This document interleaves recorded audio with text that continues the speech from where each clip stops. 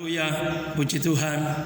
Pada saat ini kita terus berdoa buat bangsa ini, Indonesia, di mana kita tahu semua hari-hari ini bangsa ini ada banyak tantangan dihadapi di bangsa Indonesia ini. Oleh karena itu, di tengah-tengah situasi yang tidak baik,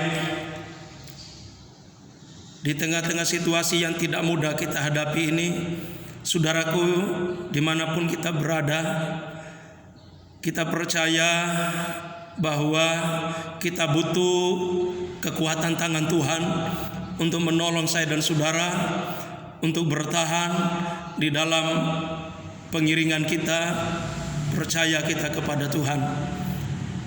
Di dalam situasi yang seperti ini, tidak ada sesuatu kekuatan manapun yang bisa kita andalkan di dunia ini, karena Alkitab berkata, semua kekuatan di bumi ini tidak ada yang pasti. Semua kekuatan di bumi ini tidak ada yang kekal. Oleh karena itu, hari ini kita belum melihat, kita perlu Tuhan. Kita perlu kekuatan yang daripada Tuhan untuk menolong kehidupan kita semuanya terus bertahan dalam segala situasi dan kondisi apapun. Saya akan baca kebenaran firman Tuhan yang akan memberikan kekuatan bagi kita semuanya di dalam Filipi pasal yang keempat ayat yang ke-13 berkata, segala perkara dapat kutanggung di dalam Dia yang memberi kekuatan kepadaku.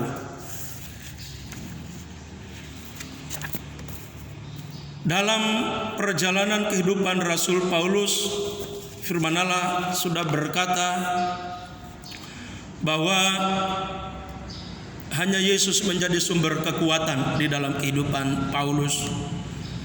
Tentunya situasi yang dihadapi oleh Paulus bukan situasi yang mudah. Situasi, ada banyak tantangan, ada banyak hal yang dihadapi oleh Paulus. Tapi kita boleh belajar dalam kebenaran firman Allah. Paulus dia mengakui bahwa hanya kekuatan dia dapat dari Yesus. Yesus menguatkan kehidupannya dalam menghadapi segala situasi. Oleh karena itu, saudara dan saya, kita butuh Tuhan. Kita butuh kekuatan yang daripada Tuhan untuk membawa saya dan saudara terus berjalan dengan kekuatan Tuhan. Kita boleh belajar Yesus menguatkan kita dalam aspek-aspek kehidupan berikut ini. Yang pertama, menghadapi segala perkara. Kenapa Paulus berkata seperti ini? Saya percaya Paulus punya pengalaman hidup yang luar biasa dengan Tuhan secara pribadi. Di dalam dia menghadapi kesulitan, kesukaran, ada Tuhan yang menjadi sumber kekuatan dalam hidupnya. Yesus tangguh dalam memenuhi segala keperluan, termasuk kebutuhan finansial di dalam Paulus melayani Tuhan. Artinya bahwa di tengah situasi yang dihadapi oleh Paulus, kesukaran pada saat zaman Paulus, dia boleh melihat, dia boleh mengalami bagaimana pemeliharaan Tuhan, penyertaan Tuhan yang luar biasa dalam kehidupannya. Yesus menjadi sumber kekuatan dalam kehidupan Paulus. Dan kita boleh melihat, kita boleh belajar bahwa hari-hari ini kita butuh tangan Tuhan yang menolong kehidupan kita. Kita butuh sumber kekuatan dalam kehidupan saya dan saudara daripada Tuhan. Oleh karena itu, kita tahu kondisi Paulus ada dalam penjara pada zaman itu. Tapi dia berkata itu bukan alasan bagi Paulus. Dia tetap menjadikan Yesus Kristus Tuhan menjadi sumber kekuatan di dalam kehidupannya. Oleh karena itu saudara yang dikasihi Tuhan, yang kedua kita boleh melihat memampukan kita. Paulus memiliki kelemahan seperti ada duri di dalam dirinya. Alkitab berkata, segala kelemahan Paulus, Yesus memberikan kekuatan untuk tetap dia melayani Tuhan. Yesus memberikan kemampuan kepada Rasul Paulus untuk terus bertahan, berjalan di dalam pengiringannya kepada Tuhan, di dalam dia melayani Tuhan.